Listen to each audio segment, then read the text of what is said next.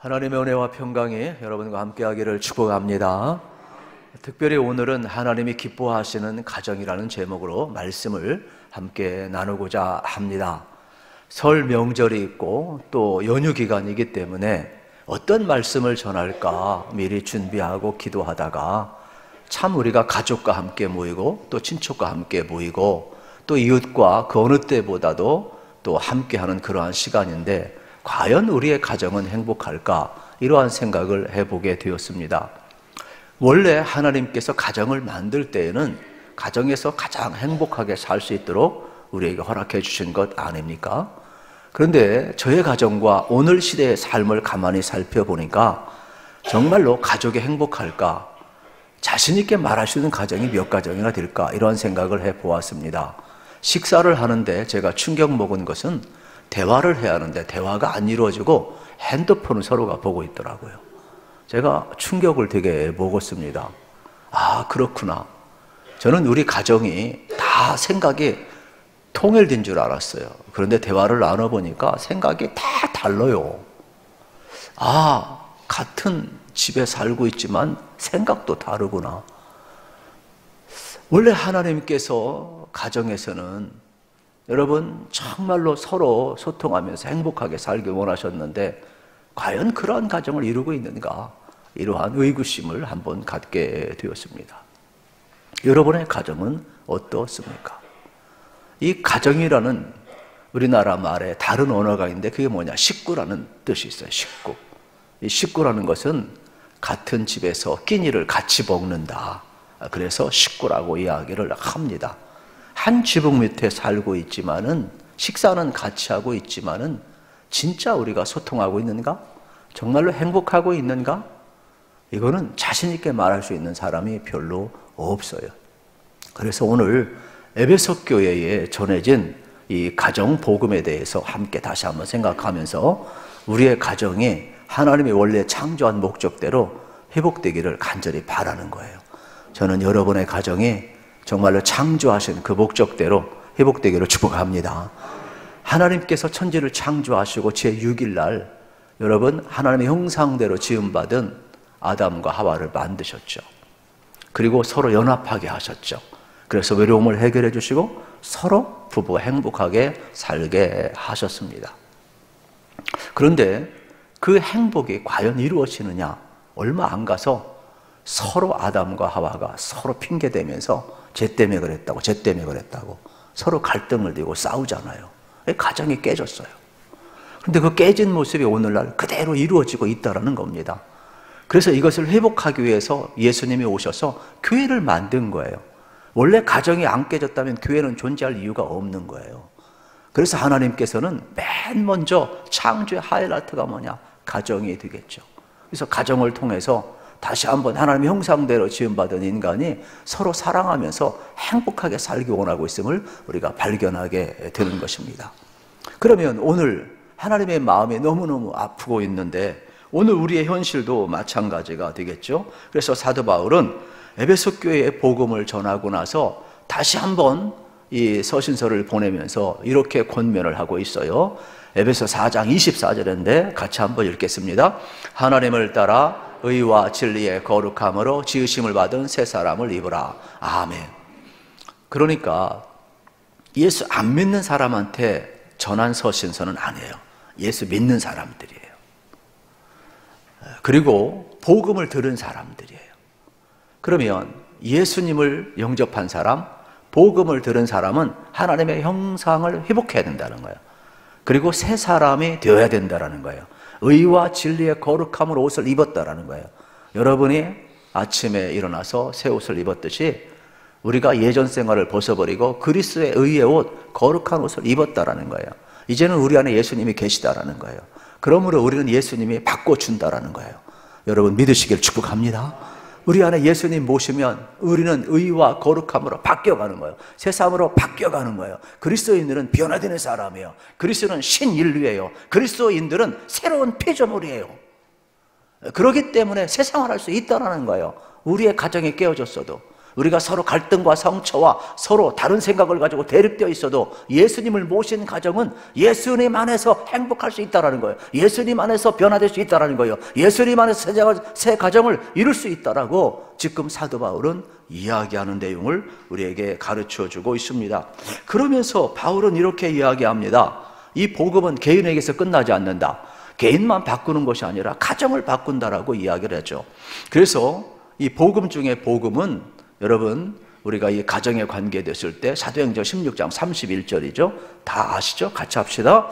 주 예수를 믿으라. 그리하면 너와 내 집이 구원을 받으리라. 아멘. 예수 믿으면 우리가 구원받아요. 그런데 개인에서 끝나지 않아요. 개인의 변화에서 끝나지 않고 내 집이 구원받으리라. 할렐루야. 중요한 내용입니다. 어디까지 영향을 미쳐야 되냐? 가정까지 영향을 미쳐야 돼요. 이번 계기에 인각이 되지 않은 모든 가정들은 전부 다 여러분의 가정에 복음화가 이루어지기를, 일가 친척까지 복음화가 이루어지기를 우리 주님의 이름으로 축복합니다. 복음은 나를 뛰어넘는다라는 거예요. 너와 내 집이 구원 얻으리라 그랬어요. 누가 이걸 가능케 합니까? 예수님이 가능케 해요. 누가 나를 바꿨습니까? 예수님이 바꿨어요. 누가 우리 가정을 바꿉니까? 내가 바꿉니까? 아니에요. 내 안에 계신 예수님이 바꾸는 거예요. 누굴 통해서? 나를 통하여서. 그러므로 먼저 여러분 안에 계신 예수님을 확인하셔야 돼요. 여러분이 복음을 들었으면 새로운 피조물이에요. 의의 옷을 입었어요. 거룩한 옷을 입었어요. 그러므로 우리는 죄인이지만 주님이 바꿔놓았어요. 그래서 우리의 가정도 그렇게 바꿀 수 있다라고 말씀하고 있는 장면을 오늘 볼 수가 있게 되겠습니다. 그래서 사도 바울은 특별히 에베소 5장, 6장을 통하여서 두 창이 되겠죠. 그래서 하나님이 기뻐하시는 가정은 이러한 가정이 되어야 된다, 우리에게 전해주고 있는 내용을 볼 수가 있게 되겠습니다. 그래서 아내에게 주시는 말씀, 남편에게 주시는 말씀, 부모에게 주시는 말씀, 자녀에게 주시는 말씀, 이러한 내용을 5장, 6장에 이렇게 잘 여러분 서술하고 있음을 보게 됩니다. 그러면 하나님이 세우신 가정에 여러분 첫 번째 주신 말씀이 뭐냐? 오늘 본문에 보니까 앞부분부터 하면 좋지만 자꾸 길어지더라고요. 내가 잘라버렸는데 18절이에요. 18절 같이 읽읍시다. 술 취하지 말라. 이는 방탕한 것이니 오직 성령으로 충만함을 받으라. 아멘. 회복될 가정, 하나님이 세우신 그 가정은 원래 창조의 목적대로 돌아가려면, 하나님이 기뻐하는 가정이 되려면 성령 충만함을 받아야 된다는 거예요. 그러면서 비유로 뭐라고 이야기하느냐? 술 취하지 말라는 거예요. 술의 비유를 하고 있어요. 여기 뭐 술 먹은 사람도 있고 안 먹은 사람도 있는데, 술의 기능이 뭐예요? 마시면은 술이 술을 부르고 취하는 거예요. 술이 지배성을 이야기하는 거거든요. 그런데 여러분 어떻습니까? 술도요, 안 먹으면은요, 여러분 어떡합니까? 취하지 않아요. 술통이 많은 저장고에 가서 안 먹으면 나 안 취한다니까요. 성령도 마찬가지예요. 성령도요, 지금 성령이 충만하거든요. 예수님이 함께 하거든요. 그런데 여러분이 영접지 아니하고 여러분이 성령님을 의지하지 아니하고 환영하지 아니하면 성령 충만할 수가 없어요. 성령이 없는 게 아니에요. 예수님이 안 계신 게 아니에요. 아무리 교회가 성령 충만하고 아무리 성령 충만한 말씀이 있어도 여러분 술 안 마시면 나를 지배할 수 없는 것처럼 여러분도 성령님 의지하지 않으면 성령 충만할 수가 없어요. 저는 이 시간 여러분들이 정말로 마음을 여시고 예수님을 영접한과 같이 동시에 성령님을 영접하시기를 축복합니다. 그래서 우리는 성령님을 환영해야 됩니다. 성령님을 의지해야 됩니다. 성령님 앞에 순종해야 됩니다. 성령님을 따라가야 되는 거예요. 성령의 지배를 받아야 되는 거예요. 이것을 가리켜서 성령의 충만함이라고 이야기하는 내용을 우리가 발견하게 되는 것입니다. 그러한 자들에게 주시는 내용이 뭐냐? 아내에게 주시고 남편에게 주시고 부모에게 주시고 자식에게 주고 있음을 보게 됩니다.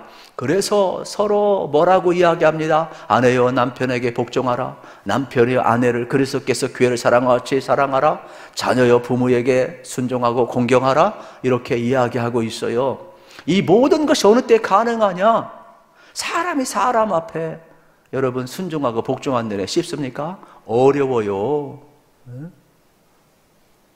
그래서 갈등이 느끼는 거예요. 그런데 어느 때 가능하냐? 성령이 충만하면 가능하다라는 거예요. 왜요? 나는 복종하기 싫어요. 그런데 성령이 충만하면요, 여러분 어떻습니까? 내 안에 계신 예수님이, 성령님이 바꿔주셔서 순종하게 하고 복종하게 하고 사랑하게 하고 섬기게 하게 하고 공경하게 하고 바꾸어 주시는 거예요. 저는 오늘 말씀을 들으신 모든 분들이 정말로 예수님을 영접하고 성령님을 여러분 영접했는데 성령 충만해서 이러한 일들이 벌어지기를 축복합니다. 변화가 일어나야 되네. 그리스도인들은 새롭게 변화된 사람이에요. 가정도 이렇게 변화된다. 이러한 내용을 지금 말씀하고 있음을 보게 되는 것입니다. 그러면 그 현상이 뭐냐? 첫째는 찬양하는 삶이 나타난다 이야기를 하고 있어요. 여러분, 술의 지배를 받는 사람도요, 어떻습니까? 자기도 모르게 그냥 노래 부르고 막 그러잖아요. 성령 충만하면요, 자기도 모르게 찬양이 나와요. 그래서 성령 충만해도 찬양 나오지만 찬양하다 보면 성령 충만하게 될 줄로 믿습니다. 그래서 내 안에 계신 예수님이 그렇게 만드는 거예요. 내 안에 있는 성령님이 찬양하게 만드는 거예요. 하나님의 은혜가 참 이렇게 크구나. 여호와의 인자하심과 선하심을 맛보아하니까 그분을 찬양함이 즐거운 거예요. 우리 뭐 2부 찬양팀 얼마나 잘합니까? 아멘이시죠? 네, 그래서 이렇게 2부에 많이 오는 것 같아요. 내가 볼 때는 아무리 생각해도 물론 바빠가지고 일찍 오고 또 자기 스케줄 일찍 오는 사람도 있겠지만은 그런 사람들은 변하여 3부도 예배드리고 전도도 하고 다른 사람도 섬기고 봉사도 하고 축복하기를 우리 주님의 이름으로 축복합니다. 변화가 일어나야 돼요. 여러분들이 2부에 오셔가지고 예배 잘 드리고 나머지 나를 위해서 산다? 그거는 은혜 받는 게 아니에요. 그건 변화가 아니에요. 그건 내가 주도하는 삶이에요. 은혜가 주도하는 삶은 오늘의 주권을 하나님께 맡겨야 돼요. 주일은 거룩한 주님의 날이에요. 그러므로 저는 여러분들이 여러분 안에 계신 예수님이 이끌어가는 삶, 성령님이 변화시키는 삶, 그래서 찬양이 여러분 삶 속에 가득하기를 우리 주님의 이름으로 축복합니다. 이것이 성령 충만할 때 나타남을 발견하게 되는 것입니다. 19절에 보십시오. 이렇게 명령형이 따라오고 있죠. 같이 읽겠습니다. 시와 찬송과 신령한 노래들로 서로 화답하며 너의 마음으로 주께 노래하며 찬송하며. 여러분 생각해 보세요. 지금 우리가 시와 찬미와 신령한 노래들로 서로 화답하라 그랬어요. 사람은요 찬송하기 어려울 때가 많아요. 아무 때나 찬송이 나옵니까? 안 그래요. 환경이 그렇게 되질 않아요. 그런데 우리 안에 계신 예수님이 계시면 어떻습니까? 우리 안에 계신 성령님이 그 예수님의 십자가의 사랑을 기억하게 하고 여러분 우리에게 부활의 권능을 주시고 또 우리와 함께 하신 그 은혜가 얼마나 큰지 깨닫게 하셔서 자기도 모르게 그 은혜 앞에 반응을 보이고 깨닫게 하시니까 찬송이 나오고 이렇게 놀라운 변화가 나타남을 우리가 볼 수가 있게 되겠습니다. 저는 여러분의 삶의 자리 속에 정말로 성령님이 함께 하셔서 여러분의 입술을 주장하시고 마음으로 노래하시고 입술로 노래하시고 삶으로 노래하시고 영어로 노래하시고 정말로 시와 찬미와 신령한 노래들이 계속해서 흘러나오기를 축복합니다. 저는 꿈꾸고 있어요. 우리 교회 모든 성도의 가정 속에서 정말로 식탁에 둘러서 식사하기 전에 좋으신 하나님, 일용한 양 주신 하나님 앞에 감사하는 찬송이 있으면 얼마나 좋을까? 하나님 앞에 정말로 기도하는 그런 모습이 있으면 얼마나 좋을까? 꿈을 꾸고 있어요. 여러분 가정 속에 여러분 이렇게 2부에서 찬양이 울려 퍼지는 것처럼 한번 쫙 울려 퍼진다 생각을 해보세요. 여러분의 가정 속에 서로가 화음은 뭐 생긴 대로 놀아야지 어떡하겠어요. 음치면 음치대로 놀아야지 어떡하겠어요. 그래도 가정에서 찬송소가 울려 퍼진다. 얼마나 아름다운지 몰라요. 저는 아이들과 어릴 때 아이들이 뭐 음이 다 다르죠. 그런데도 그렇게 이쁘더라고. 내 음이 어떤 때는 이탈이 돼가지고 애들을 따라가요. 그냥 내가 리더를 해야 되는데 그렇게 안 되고 이쁜데 어떡하겠어요. 그런데도 그렇게 찬양이 좋더라고. 저는 여러분의 가정 속에 이러한 찬송이 꼭 울려 퍼져서 천국 가정 이루시기를 우리 주님의 이름으로 축복합니다. 우리가 찬송을 계속 부르다 보면은 페니 크로스비 여사를 만나게 돼요. 이분은 이제 시각 장애인이었어요. 육신의 눈은 멀었지만은 이 페니 크로스비는 영의 눈이 열렸어요. 세상은 바라볼 수 없었지만 주님을 바라보았어요. 그래서 주님의 그 인자하심과 주님의 그 선하심이 얼마나 큰지 그가 보지 못했지만 주님을 봤으니까 어떻게 된가? 주님이 그를 시와 찬미와 신령한 노래들로 그를 이끌어갔어요. 그가 작사 작곡한 것이 얼마나 많은 줄 아세요? 시와 찬미와 신령한 노래를 부른 것이 8,000곡이나 돼요. 8,000곡. 우린 찬송가는 선별해서 정하는 거잖아요. 합의하에 교단들이. 그런데 얼마나 많은 찬송이 있는지 몰라요. 그만큼 우리 속에 성령님이 임하면은 시와 찬미와 신령한 노래들이 나오게 되는 거예요. 저는 여러분도 작사 작곡했으면 참 좋겠어요. 할렐루야. 네, 그래서 우리가 찬송하고 기도하고 말씀 듣고 예배하고 할렐루야 하면 이렇게 해도 찬송이 되잖아요. 네? 나도 하나 지금 작사 작곡했어요. 네. 여러분 그런 거거든요. 그러니까 우리의 삶에 있어서 성령이 충만하면 이런 현상이 나타난다는 것이죠. 또 성령이 충만하게 되면은 무슨 현상이 나타나냐? 감사의 삶을 살 수 있게 됨을 발견하게 되는 거예요. 따라합시다. 감사하는 삶을 삽시다. 이 성령 충만하면 나타난 현상이 되겠습니다. 사실 여러분 우리가 불평과 또 불만은 자연스럽게 나오지만 감사가 안 나올 수 있어요. 그런데 성령이 충만하면 감사가 나오고 있음을 보게 됩니다. 20절을 읽겠습니다. 시작. 범사에 우리 주 예수 그리스도의 이름으로 항상 아버지 하나님께 감사하며. 아멘. 범사에 여기 항상 감사하라 그랬어요. 어렵죠. 근데 어떻게 가능해요? 항상 예수님 바라보면 가능해요. 예수님은 내 안에 계시니까 감사하게 해요. 나는 감사할 수 없어요. 나는 몸도 아프죠. 나는 돈도 없죠. 또 나는 내 원하는 거 다 갖지 못하죠. 얼마나 슬픔이 있고 근심이 있고 걱정이 많아요. 그런데 뭐라고 이야기합니까? 항상 예수님 바라보면 내 안에 계신 성령님이 도와주죠. 근심하고 걱정할 때마다 예수님 바라보라. 예수님께 다 맡기라. 기도하라. 그러면 감사가 나오는 거예요. 여러분 안에 예수님이 계심을 확인하기를 축복합니다. 그러면 성령 충만한 현상은 이렇게 항상 감사할 수 있다. 우리에게 가르쳐주고 있음을 발견하게 되는 것입니다. 사도 바울은 로마서 8장 28절에서 위대한 신앙 고백을 합니다. 우리가 알거니와 하나님을 사랑하는 자 곧 그의 뜻대로 부르심을 입은 자들에게는 모든 것이 합력하여 선을 이루니라.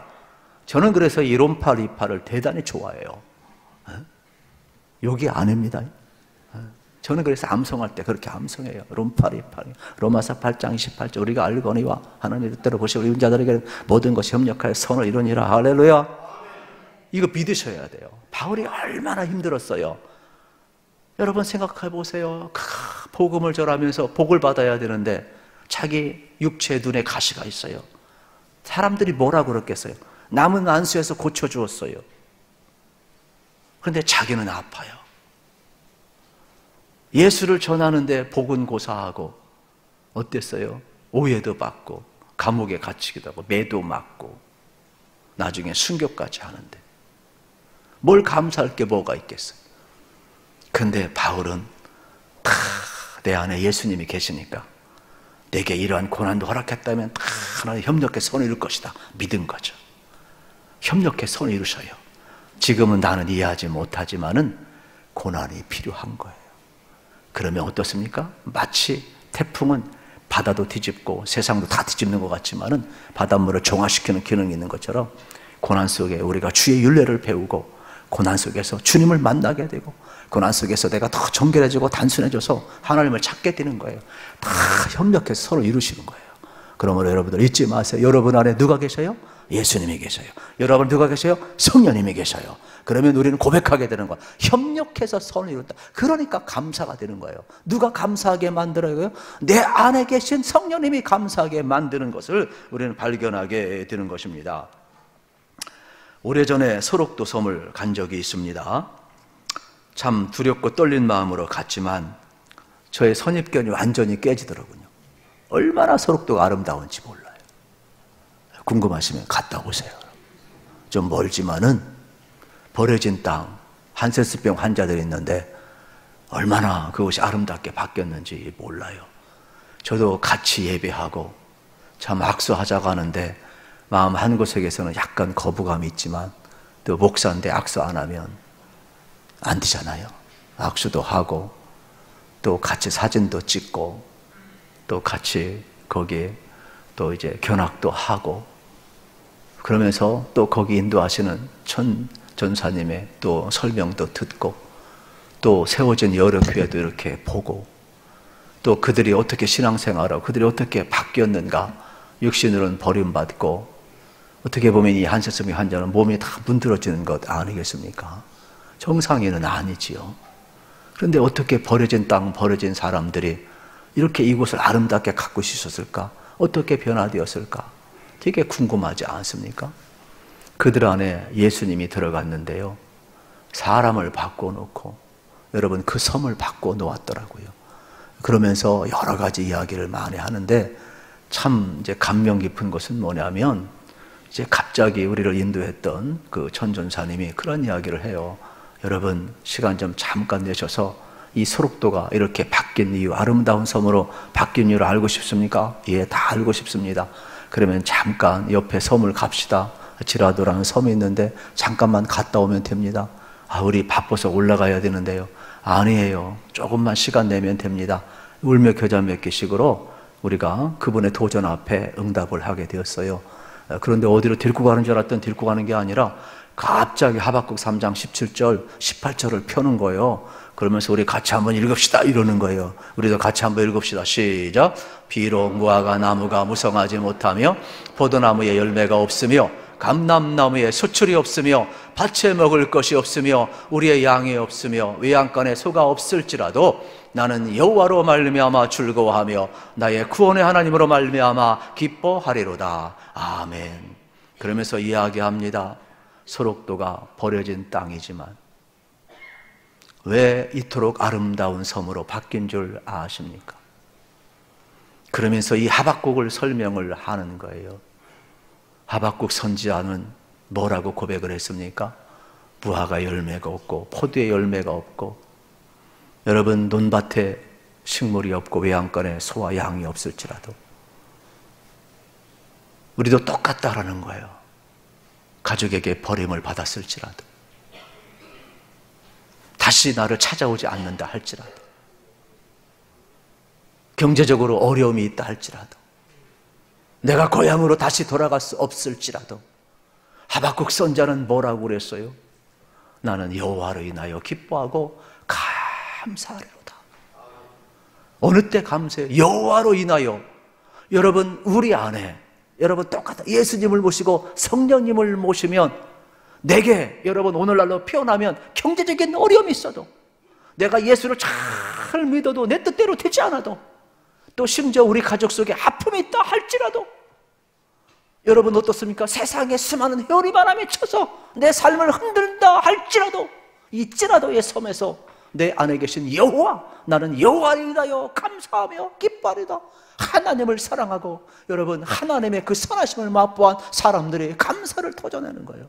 그러니까 우리 안에는 뭐가 있는 거예요? 하박국 선자처럼 이 소록도처럼 뭐가 있는 거예요? 예수님이 계시면 우리가 무엇이 없을지라도 내 뜻대로 되지 않을지라도 여러분 이 섬은 어떻게 됩니까? 예수님이 계시면 감사하게 돼서 천국으로 바뀌게 될 줄로 믿습니다.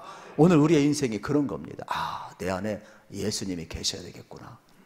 그러면 오늘 내 뜻대로 되지 않을지라도의 섬이 천국으로 바뀌는 거예요. 여러분의 삶이 여러분 다시 한번 하나님을 모신 가정 또 귀한 은혜가 꼭 회복되기를 우리 주님의 이름으로 축복합니다. 그러면서 그들은 이야기합니다. 우리 안에 하나님이 계시기 때문에 우리가 저 육지에 사는 사람들처럼 자유를 누리지 못하고 다시는 그곳으로 돌아갈 수 없을지라도 나는 여호와를 인하여 기뻐하고 감사합니다. 그래서 이곳이 천국입니다 그러더라고. 아, 그렇구나. 예수님을 모신 것이 천국이구나. 우리의 가정이 이랬으면 참 좋겠어요. 그 하나님이 여러분 나의 하나님, 우리 가정의 하나님으로 여러분 온전히 여러분 앞에 서기를 우리 주님의 이름으로 축복합니다. 그리고 마지막 세 번째로 성령이 충만하면 서로 피차 복종해요. 서로 순종하게 돼요. 이게 어렵다고 이야기했잖아요. 우리가 좋아하는 게 뭐예요?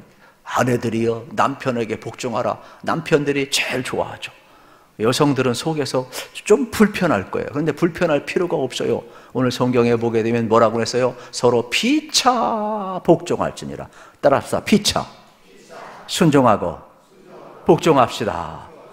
그러면서 뭐라고 이야기합니까? 남편들이요, 아내를 사랑하는 것은 교회가 그리스도를 사랑과 같이, 교회가 그리스도에게 복종한 같이 그렇게 사랑하라고 이야기하는 거예요. 그러니까 손해보는 것 없어요. 남편도 아내도 여러분 서로 순종하고 복종하는 건 불편해. 심지어 자녀들도요, 부모님 앞에 복종하고 공경하는 거 불편하다니까요. 그런데 어느 때 가능한 줄 아세요? 내 안에 예수님이 계시면은요, 예수님과 함께 하려고 해서요, 예수님처럼 어떻게 되는 거 순종하려고 그래요. 예수님처럼 섬기려고 그래요. 예수님이 안 계시니까 대발의 아버지가 돼가지고 물 떠와라 뭐하라 뭐하라 뭐하라 이런 거예요. 예수님이 계시면 어때요? 서로 사랑하는 거예요. 섬기는 거예요. 할렐루야. 여러분 안에 예수님이 계심을 확인하기로 축복합니다. 그래서 우리의 가정들은 예수님이 계셔야 피차 순종해요. 예수님이 계셔야 피차 복종해요. 예수님이 계셔야 부모님들도 자기 한 뿌리 대상이 아니라 우리 자녀들을 주의 교양과 훈계로 교육할 수 있고, 그 안에 예수님이 계시니까 자녀들도 존중을 받을 수가 있는 거죠. 자녀들도 마찬가지예요. 자기가 아무리 사춘기라고 해도, 아무리 MZ세대라고 해도 예수님이 계시니까 부모님을 공경하고 순종하는 거예요. 예수님이 계시면요, 이게 가능해요. 예수님이 안 계시면 찬송도 없어. 예수님이 안 계시면 감사도 없어요. 예수님이 안 계시면 어디 사람이 사람 앞에 순종하고 복종합니까? 명령하고 싶지. 그게 안 되는 거예요. 그런데 우리는 예수님이 계시니까 그게 가능한 거예요. 저는 여러분들이 예수님처럼, 예수님이 계신 그곳에서 예수님이 우리를 바꿔갈 때 그렇게 사시기를 축복합니다. 그때 성령 충만한 삶을 우리가 살아낼 수 있음을 발견하게 되는 것입니다. 참 놀랍지 않습니까? 창조사역의 완성이 가정이라 그랬어요. 우리 교회는 하나님 기뻐하시는 가정을 만들기 위해서 첫 단추를 이제 가정예배로 우리가 끼고 있는데, 우리 오셨던 신 교수님께서 가정예배에 대해서 아주 간단 명료하게 정의를 내리셨잖아요. 저는 그걸 동의를 해요. 가족이 함께 모여서 하나님을 기억하고 감사하는 게 가정예배라는 거예요. 여러분, 우리 교회가 올 한 해 이거를 회복할 수 있기를 축복합니다. 그러면서 너무 형식에 얽매이지 말고 혼자 드려도 되고, 여건 드리면 같이 드려도 되고, 그래서 형식이 아니라 사건이라는 말에 저는 되게 동의를 하고 있어요. 그러므로 여러분, 물론 가정 예배는 계속해서 제가 교육을 하고 또 우리의 10가정 또 모델 가정을 또 만들어서 또 확산도 시키게 될 것이고, 여러분의 참여가 대단히 필요합니다. 놀라지 마십시오. 가정에 예수님을 모시면 여러분, 너와 내 집이 구원받는다 그랬어요. 그렇다면 나로부터 시작된 가정 예배는 전 가족이 예배되는 그날이 오게 될 줄로 믿습니다.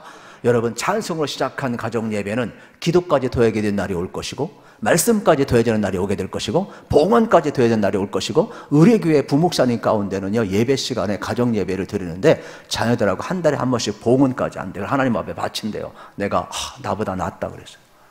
나는 봉헌을 생각을 못 했었거든요.